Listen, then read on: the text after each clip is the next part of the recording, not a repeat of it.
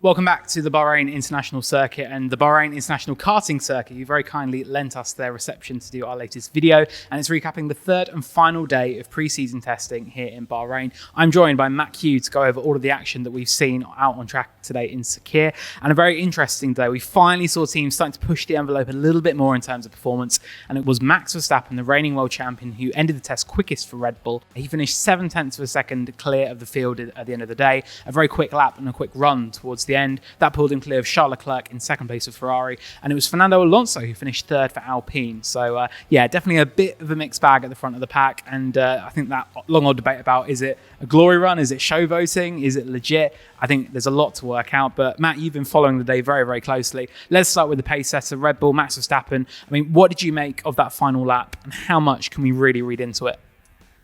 Bit frustrating, to be honest, because we were sort of, planning our end of day stuff, our analysis, and Charles Leclerc had been sat pretty for sort of an hour. And then Verstappen bolts on the C5's quickest time. I think, here we go, a bit of a glory run. So 20 minutes to go, he goes fastest. And then with 8 minutes of the session to go, finds another 2/10. And there might have been a late flurry, but he came into the Red Bull pits for a quick live tyre change, but then put on a harder compound, so we're okay. I thought it might be interesting to do a bit of context for what that lap time means. So if I just look at my notes here, Verstappen did a 1 minute 31.720, and that's compares to a 32 that Valtteri Bottas did as the fastest in-race lap for last year's Grand Prix here, and it was a 28.9 that Verstappen did in testing, which was almost identical to his pole lap from last year. So a couple of seconds off, about 2.5 seconds, which is maybe the ballpark we expected. And that also comes on a day that we saw Red Bull with their new sidepods. They've got that slight crease by the Oracle branding. But the bigger question is that Red Bull showing their hands.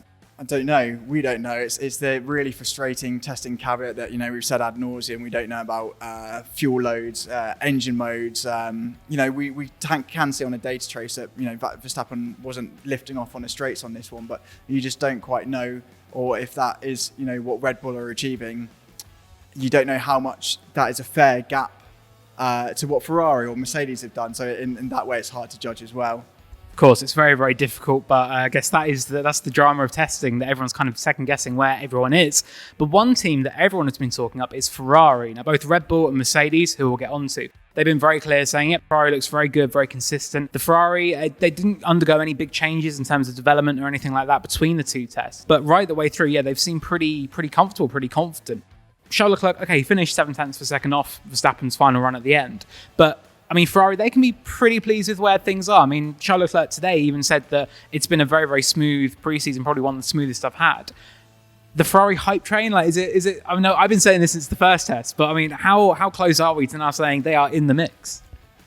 Well, we can sit on the fence and go, we're not quite sure who's quickest or whatever, and we understand that there might be some mind games going on. But when vast swathes of the paddock going, I've sat behind a Ferrari all day. It looks quick. It looks well balanced, and you have to sort of go along with that to a degree and believe that they've obviously spotted something that makes them worry about Ferrari. So we should, consider them to be really strong. They're not quite infallible. I've spent quite a lot of time at Barcelona and here Bahrain track, so I'm lucky to do that, to watch the cars go by. And Ferrari still are suffering one of the worst affected by porpoising. So it's not quite smooth. And Leclerc was joking that he reckons 10 laps into a race distance he's getting a bad back and needs to reach for the paracetamol. So they're not quite perfect, but it's that case of, and we'll come on to discuss what Hamilton said when we do a sort of a recap of the state of play for Mercedes. But it's that thing with Ferrari. I think we can now sort of place our bets that they'll be starting the season strong. Development, how that goes, talking about championships, it's a get out of jail clause for us, but we don't know that. But certainly they're going to go into Bahrain as possible favourites. Matt Kew putting it on the line. Interesting. That's very exciting for Ferrari fans. I think that, everyone has been talking up their pace right through testing. Now, you mentioned Lewis Hamilton's comments there. Let's get on to those. So today he was in the press conference after his final run in the W13 before the season starts. And he was pretty, I don't want to say downbeat, but pretty skeptical about where Mercedes would be. He said there's a lot of work to do, a lot of hurdles to overcome. And he said that the team at the moment cannot fight for race wins, which is, I think, a pretty strong statement. Again, we've talked about sort of the mind games and that kind of battle going on, I guess. But with Mercedes, this seems a little bit different this time around to me. Absolutely. We are here to watch cars go around in circles and review that. We're not experts on sort of psychology as such. But I think, judging from demeanour, you can take those words at face value, perhaps more than they ever have done. Certainly when they were, Mercedes were struggling here last year with the floor changes and how well they came. I think there is reason to be concerned. And it's not just Hamilton's comments actually that I found really interesting. It was Pierre Gasly. So those two spent a few laps sort of following one another, which is, they want to increase their understanding of how these cars behave in a dirty air. That's the whole reason we had this rule set. But Pierre was going, I sat behind a Mercedes. It doesn't look that composed. It doesn't look that well balanced. And I can see why they're not favourites. Yes, of course, if you want to extrapolate that, he's got, take a wider view, he's got the links to Red Bull. Maybe, he's employed to say something along those lines. But if drivers are following going, I can spot that car is not as necessarily the nicest thing to drive. In the press conference we're both in, someone asked, is this the return of the so-called Mercedes diva? And Hamilton sort of didn't commit to that, but perhaps it's well, let's look at it this way. Since 2014, Mercedes have won every Constructors' Championship, and they're the third team we've mentioned. So if that's a possible pecking order, that's strange territory for them. Yeah, very, very interesting. George Russell, he echoed Hamilton's comments really at the end of the day, said that he thinks Red Bull and Ferrari got their packages together a bit better. Said the potential's there, they can feel it, but they just really are struggling. We're going to have some analysis as to why that is coming up in the coming days on autosport.com, of course. But yeah, very, very interesting to see Mercedes potentially on the back foot. Looking at the rest of the grid, McLaren, obviously they've had a bit of a tricky test. They had that brake duct issue that limited running over the first couple of days. Then last night we found out that Daniel Ricciardo has tested positive for COVID-19. McLaren expect him to be fit and ready to come back for the race next weekend. But that's put a lot on Lando Norris's plate. I'm sure his neck is really feeling it. But with McLaren, it did seem like a bit of a better day for them though. Yeah, absolutely. A lot more mileage for Lando, which is obviously what you want. There's a massive rule change and you need to treat it like a science experiment where you only change, very few variables at a time to understand what makes the car tick. And that's what they're trying to do with setup. And that dictates being on the track. So losing so much time to having the wrong brake ducts and sort of cooking their brakes or not cooking their brakes as trying to avoid what Latifi did yesterday. They were really limited to a window of quali sims and sort of not learning, more about the car. So I think we came away from Barcelona thinking it is McLaren there or thereabouts, certainly in the top four, maybe to break into the top three. Hamilton tried to sort of bring up that argument again today, but I think Norris had a better case to say, actually, no, maybe we're a bit further back because they have lost a bit of ground here.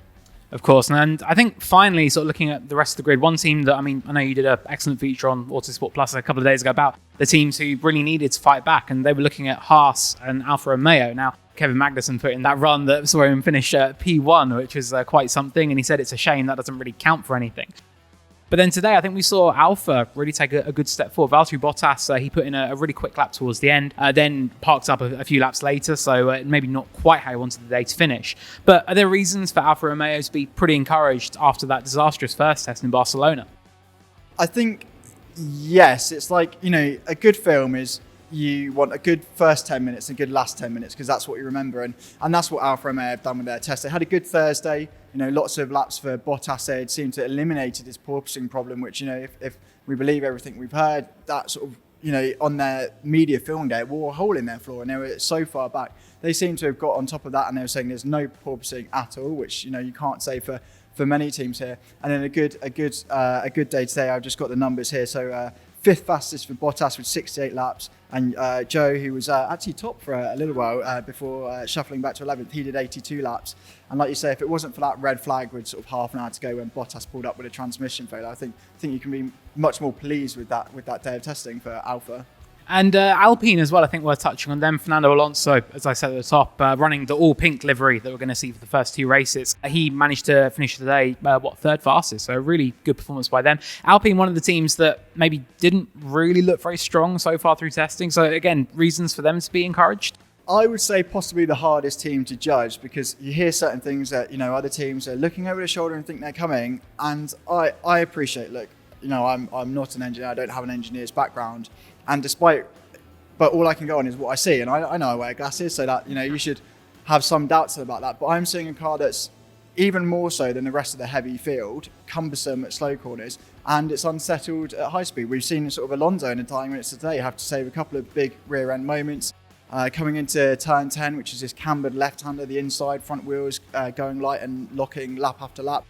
which is fine. That's what the AlphaTauri was doing yesterday, but it's not doing it today. The Alpine still was, and up there with Mercedes for porpoising the most. So from what you see on track, less of a reason to be confident in Alonso getting that third place in the times at the end of the day.